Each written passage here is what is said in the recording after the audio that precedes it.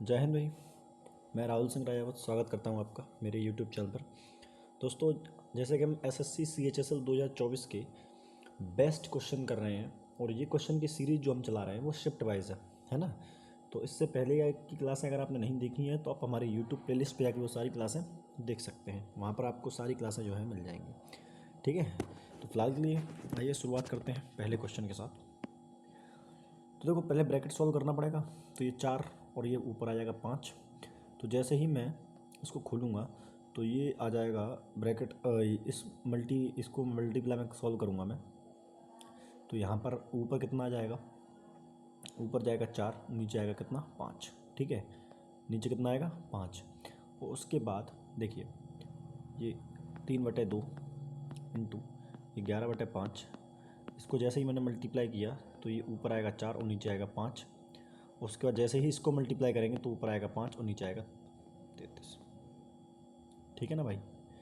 चलिए, तो 11 से 11 तिया 33, 5 से 5 तिया 15, 3 से ये 3 खत्म, 2 से ये 2 बार, तो ऊपर आएगा 3 दूनी 6 और नीचे आ जाएगा 5। इसमें कोई दिक्कत? आप बोलो सर कोई दिक्कत नहीं, ये हमारा आंसर हो जाएगा। ठीक है, चलिए। लिखा है एल और एम क्रमशः त्रिभुज ए बी सी की भुजाओं ए बी और सी के मध्य बिंदु है। बी सी 18 है। यदि एल एम पैरेलल है बी सी के तो एल एम की लंबाई कितनी होगी। देखो, एक त्रिभुज है इस प्रकार से, है ना। ये त्रिभुज है, त्रिभुज का नाम है EBC।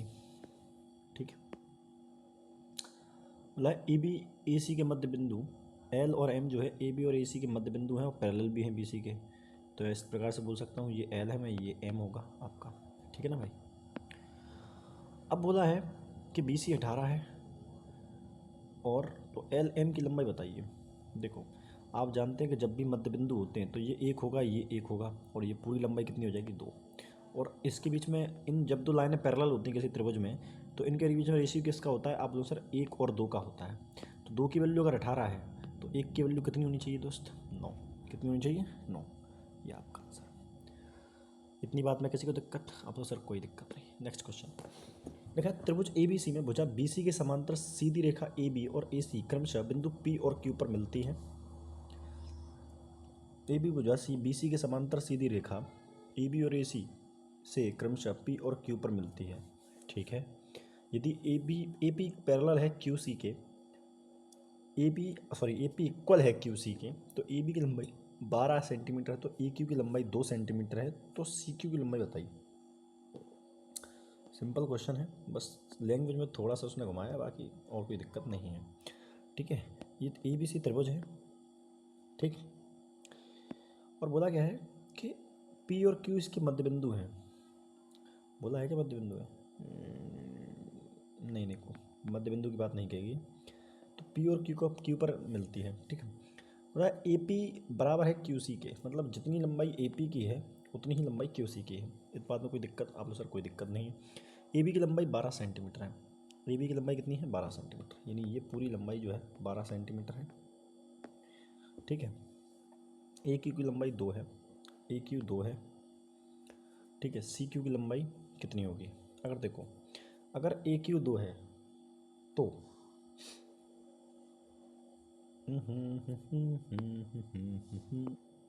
आप बोलेंगे अगर मैं AP को अगर x मान लूँ तो QC भी कितना हो जाएगा? आप बोलो सर x हो जाएगा, है ना।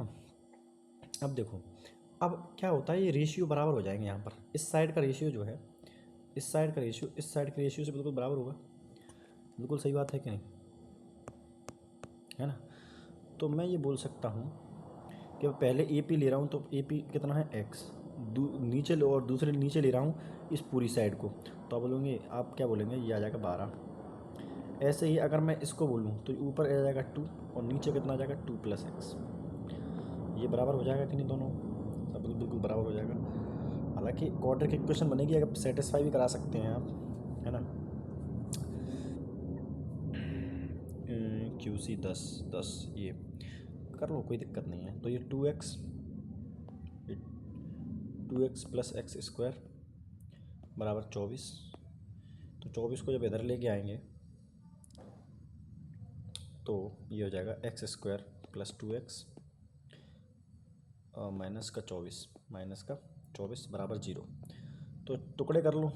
तो 12 के कैसे टुकड़े करने हैं कि इन प्लस या माइनस करने पर तो 2 होना चाहिए और मल्टीप्लाई करने पर 24 होना चाहिए।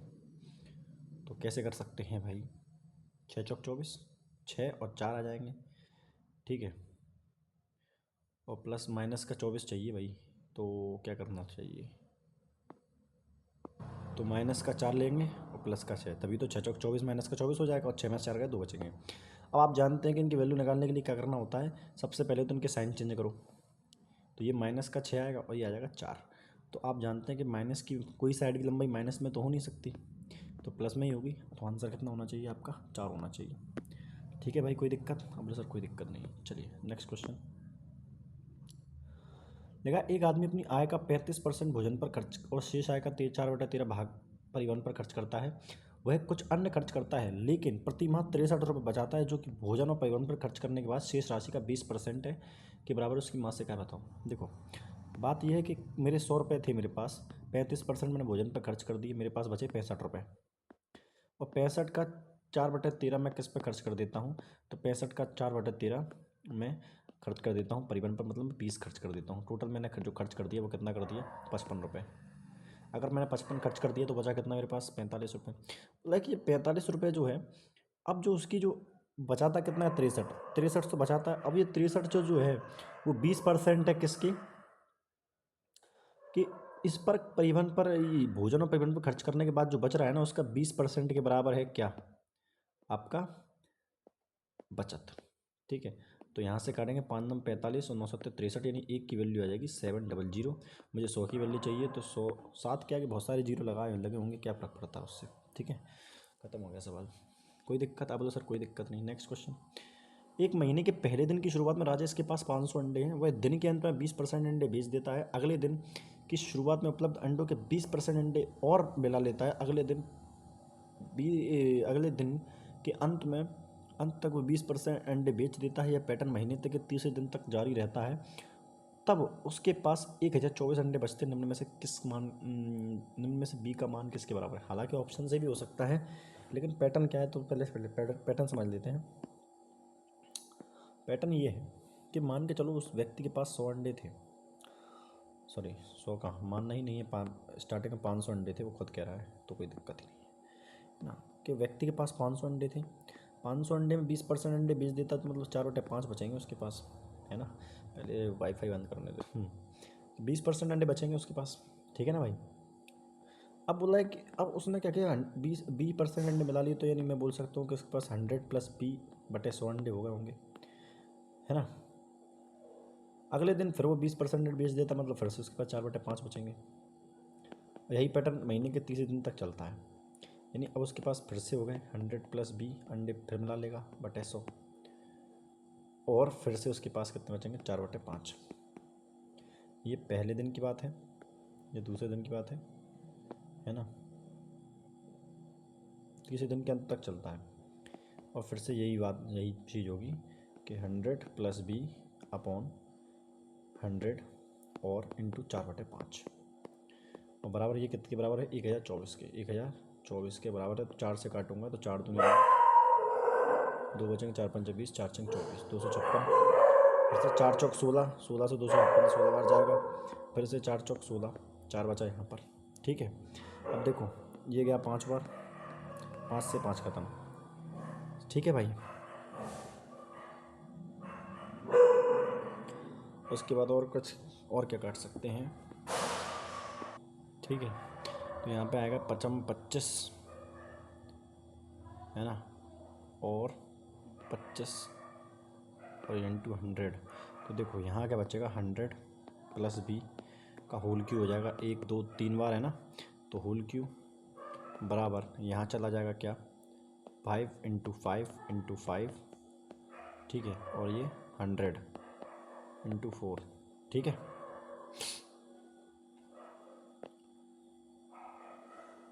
तो यहाँ पर देखो क्या, 25 25 दूनी 50, 50 चौको 200, है ना। तो ये 100 + b बराबर इसका क्यू है, और यहाँ आ जाएगा 2, कितना आ जाएगा 000। कहीं गलती कर गए दोस्त, क्या करती कहीं ये 500 बचते हैं अगले दिन की शुरुआत में। अच्छा अच्छा देखो, ये पहला दिन यहाँ समाप्त हो जाएगा, समझ रहे हो, पहला दिन यहाँ समाप्त हो जाए, ये पहला दिन हो गया यहाँ, कितने अंडे बचे, दूसरे दिन उसने इतने मिला लिए, ठीक है, मिला लेता और अगले दिन के अंत में 20% बेच देता है। अगले दिन की शुरुआत में 20% मिला देता है, फिर अगले दिन की शुरुआत में इतने बचते हैं, ये दूसरा दिन यहाँ समाप्त हो गया, फिर तीसरा दिन यहाँ समाप्त हो जाएगा। अच्छा एक दिन एक्स्ट्रा ले लिया, पूरा सवाल दोबारा करना पड़ेगा दोस्त, एक सेकंड, सॉरी फॉर देट। देखो एक दिन अपन एक्स्ट्रा ले गए यार, बाकी और कोई बात नहीं है, गलती यहाँ करके। देखो शुरुआत में 500 अंडे उसके पास थे, समझना मेरी बात को। अब पहले दिन में जब बेचा तो उसके पास 4/5 बचे, अब दूसरे दिन क्या करेगा वो 100 + 20% अंडे ले लेगा, है ना, ये दूसरा दिन हो गया। और दूसरे दिन के अंत में क्या किया, 4/5 बचे।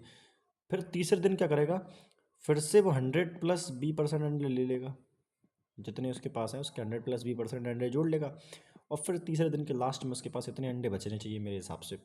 लेकिन क्वेश्चन ये कह रहा है कि उसके पास 1024 अंडे बचते हैं, ठीक। अब ये क्वेश्चन बिल्कुल सही है और शानदार तरीके से सॉल्व भी हो जाएगा, ठीक है। 100 से ये 5 बार और 5 से ये 5 खत्म हो गया, ठीक। 4 चौक 16 और 16 चौक को 64, पहले 4 से काटो ज़्यादा सही रहेगा।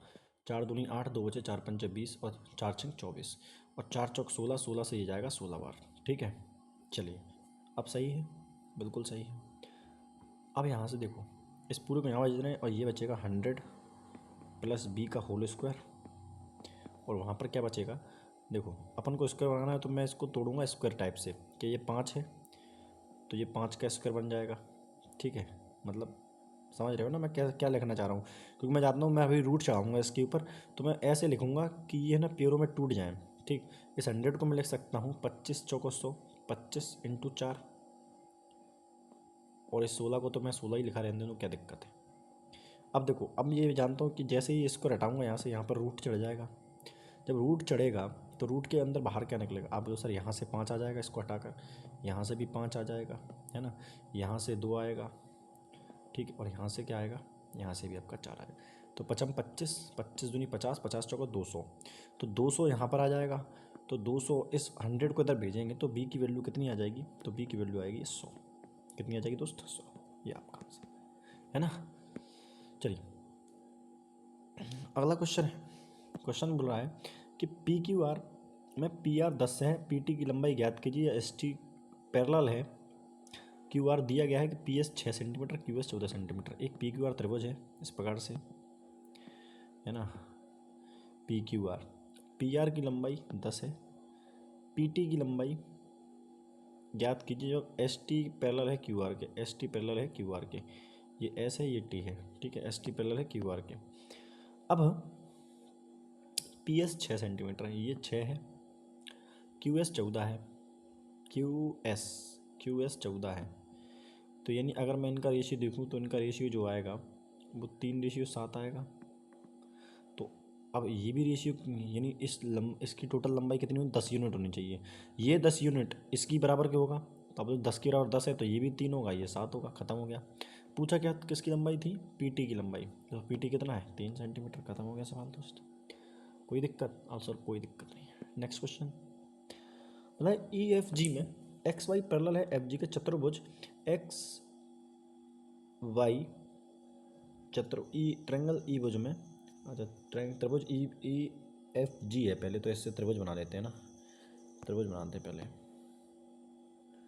ठीक है।